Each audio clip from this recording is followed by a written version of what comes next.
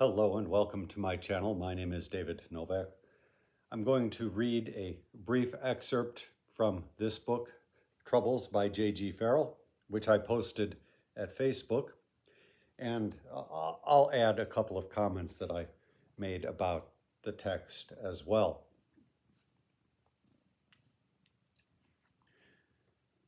The other guests were doing full justice to the magnificent food prepared for them. The elderly guests ate with dignity, but more than was good for them, remorselessly, a little of this and a little of that. The Majestic's old ladies making the most of this opportunity to acquire a little nourishment. The others out of a mixture of gluttony and surprise that Edward should do things so well. Only the very finest of the guests, Lady Devereux, Sir Joshua and his wife, and a sprinkling of other titled gentlemen, were heard to murmur, "Wonderful, absolutely capital," but were not seen eating anything. Such groaning tables, of course, were an everyday sight for them. Besides, people without wealth are obliged to eat not only for today, but a little for tomorrow as well, just in case. Aristocrats and millionaires and men of letters, on the other hand, scarcely have to eat at all. They can survive for days on a finger of toast and a plover's egg. J.G. Farrell from Troubles. Antimacassars. That's a word that I found in Farrell, which I also found in Edith Wharton. In a way, Farrell's book describes the same world as Wharton's at a more interesting state of decay. Wharton pales by the comparison in many ways. One thing that I like in Farrell is the ubiquity of animal life. True, many of these animals come to a sad end, but they are a palpable and continuous presence. Another is the presence of lusts and desires which drive characters, scarcely intimated beneath the surface in Wharton's world, or hinted at merely most obliquely. It is hard not to think of the novel as a weapon of colonialism. There's just been a moment so outlandishly uproarious as I near the finish line on this novel.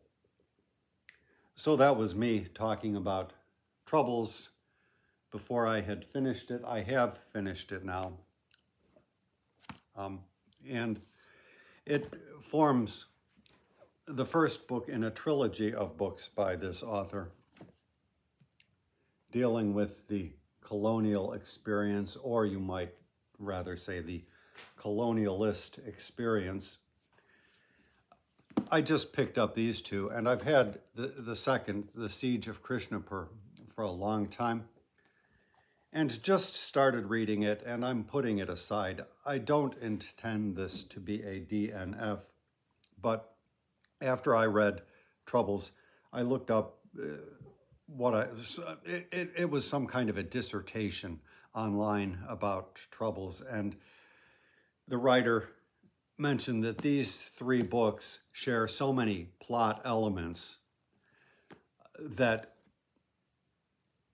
it would feel like I was reading this same book. What I've read so far was pretty good and pretty memorable, and now that I'm noticing it's shorter than the first, I hope I have impetus to finish it fairly soon. Anybody who can make me laugh as uproariously as Farrell did in that book deserves definitely a second reading. Now, he died young, unfortunately.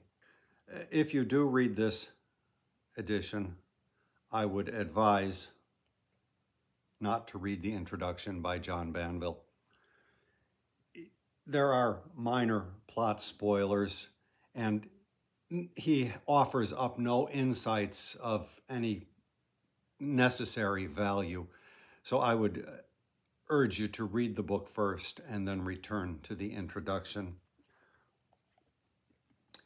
I'm in a phase where I'm reading only fiction right now, and I'm hoping to catch some of the wind from Shorty September, which is just over a booktube event in which people read works short in length. I think it's less than 200 pages, and so I'm hoping to read some books of that nature before I return to reading nonfiction. I think I have a couple of weeks yet.